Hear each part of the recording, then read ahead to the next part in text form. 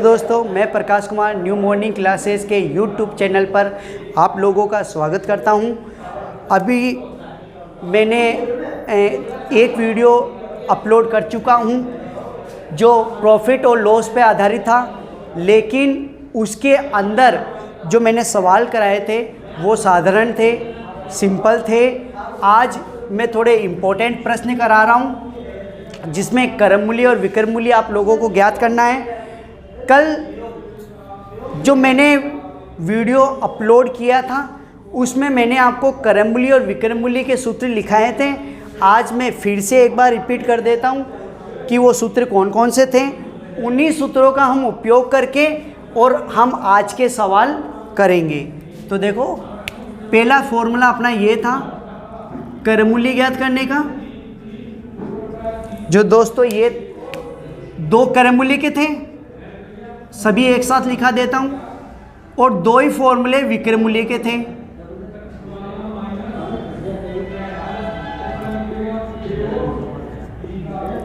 हाँ दोस्तों, तो क्रम मूल्य मैंने आपको बताया था, जब क्रम मूल्य ज्ञात करना है तो अंदर क्या आएगा, विक्रम मूल्य,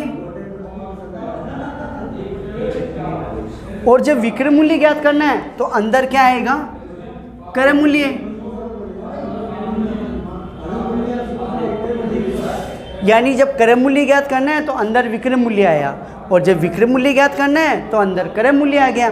लेकिन जब क्रम मूल्य ज्ञात करते हैं तो भाग का चिन्ह लगाते हैं, और जब विक्रम मूल्य ज्ञात करते हैं तो गुणा का चिन्ह लगाते हैं। लेकिन अब ये क्रम मूल्य के दो सूत्र क्यों है, विक्रम मूल्य के दो सूत्र क्यों है, एक लाभ परसेंट के लिए, एक हानि परसेंट के लिए। तो लाभ परसेंट के लिए होगा 100 प्लस लाभ परसेंट बटे में 100। हानि के लिए होगा 100 माइनस हानि परसेंट बटे में 100।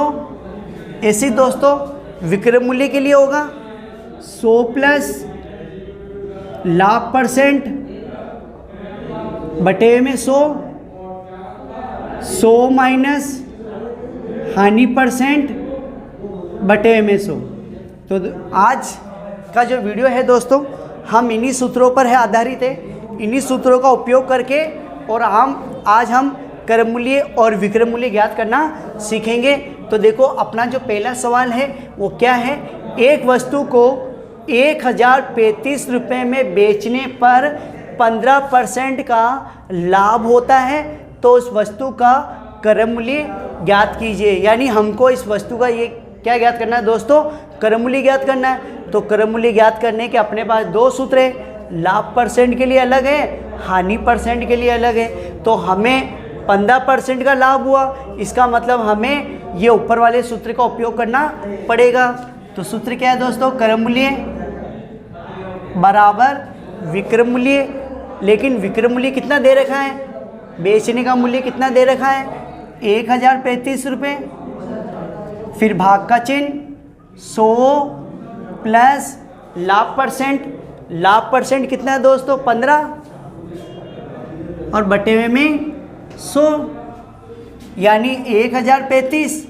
लेकिन जब दोस्तों इस भाग के चिन्ह को जब गुणा में चेंज करते हैं तो ये संख्या पलट जाती है, यानी हर चला जाएगा अंश की जगह और अंश आ जाएगा हर की जगह। तो 100 ऊपर चला गया, 115 नीचे आ गया, और 100 और 115 दोनों में 5 का भाग जाता है। इसमें 5 का भाग जाएगा 23 बार, और इसमें 5 का भाग जाएगा 20 बार। अब 1035 में 23 का भाग जाएगा दोस्तों, कितनी बार जाएगा, देखो 23 का पहाड़ा बनाते हैं अपन।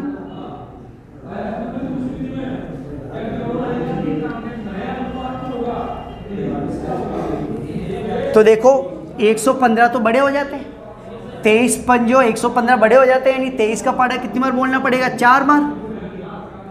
घटाएंगे तो 11 बचेगा, 5 उतार लेंगे, 115 आते हैं 23 के पहाड़े में, 5 बार बोलने पर कितना आ गया दोस्तों, 45। यानी 23 के पहाड़े से 1035 कितनी बार कटेगा, 45 बार। यानी 45 और 20 को मल्टीप्लाई कर देंगे तो 45 और 20 को जब गुणा करेंगे तो 45 दूना 90 यानी 900 रुपये। यानी दोस्तों हमें पता चल गया कि अगर उस वस्तु को 1035 रुपये में बेची गई और बेचने पर 15% का लाभ हुआ तो उस वस्तु को खरीदी कितने में गई थी, तो कितने रुपए में खरीदी गई थी, 900 रुपये में। यानी हमको कर मूल्य पता चल गया दोस्तों कि उसका कर मूल्य कितना होगा, 900 रुपये होगा। अब देखो सेकंड वाला सवाल।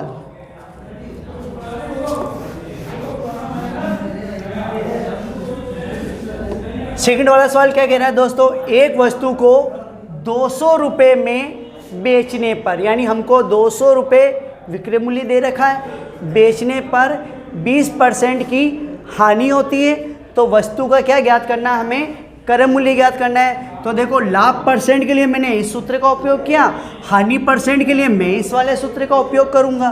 तो कर मूल्य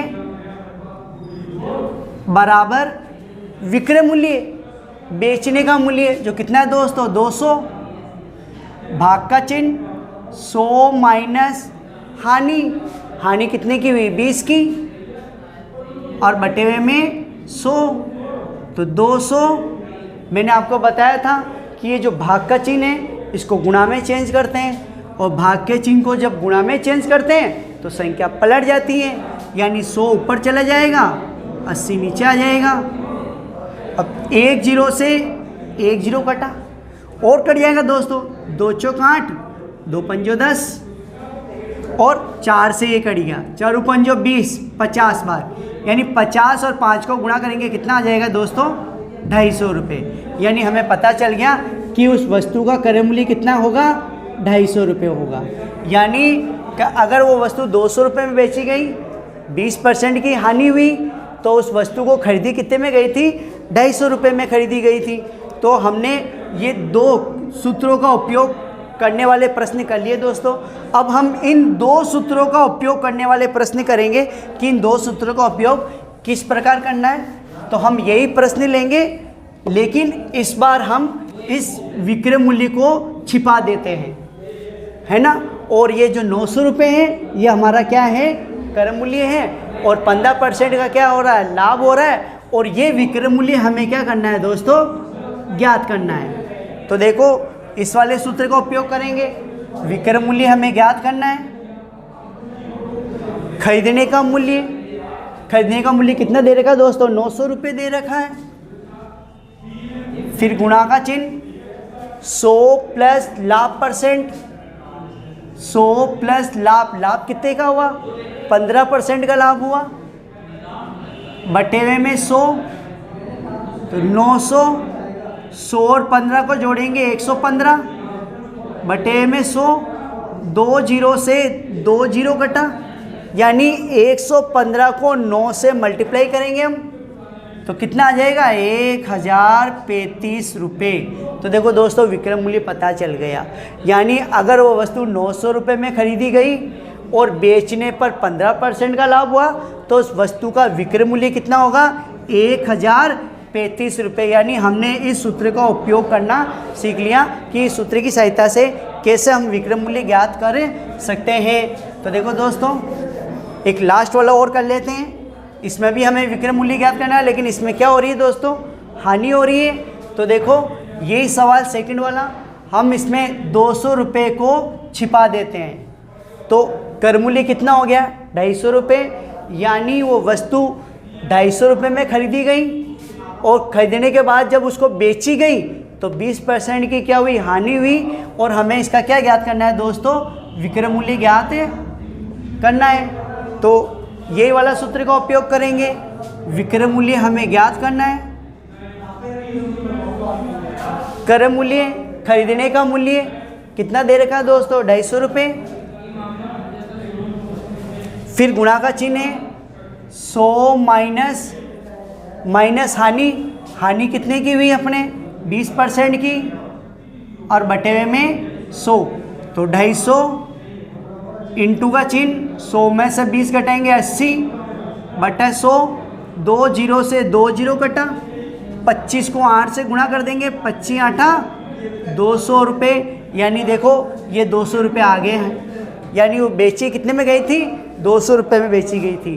तो देखो दोस्तों, आज हमने इन सूत्रों का उपयोग करना सीख लिया। इन सूत्रों का उपयोग कैसे करते हैं। अधिकतर एग्जामिनेशन के अंदर क्रम मूल्य और विक्रम मूल्य ज्ञात करने के ही सवाल पूछे गए हैं, इसलिए मैंने आपको ये चारों सूत्रों का उपयोग किस प्रकार किया जाता है वो मैंने आपको सूत्र की सहायता से प्रश्नों को हल करना बता दिया। मैं अगला वीडियो लाभ हानि का पार्ट 3 अपलोड करूँगा। आपको उसमें सूत्रों का उपयोग नहीं करूँगा, ट्रिक की सहायता से ही मैं उन प्रश्नों को हल करूँगा। और जो अगला वीडियो अपलोड करूँगा वो बहुत ही अच्छा होने वाला है, क्योंकि उसमें बहुत ही हार्ड सवाल, कठिन सवालों को मैं ट्रिक की सहायता से हल करना आप लोगों को बताऊँगा। तो प्लीज़ आप मेरे वीडियो को लाइक करेगा, शेयर करेगा, कमेंट करेगा, और अगर आपके कोई यार दोस्त है जो कोई कंपटीशन की तैयारी कर रहे हैं तो उनको भी आप इस वीडियो को दिखाएगा। Thank you.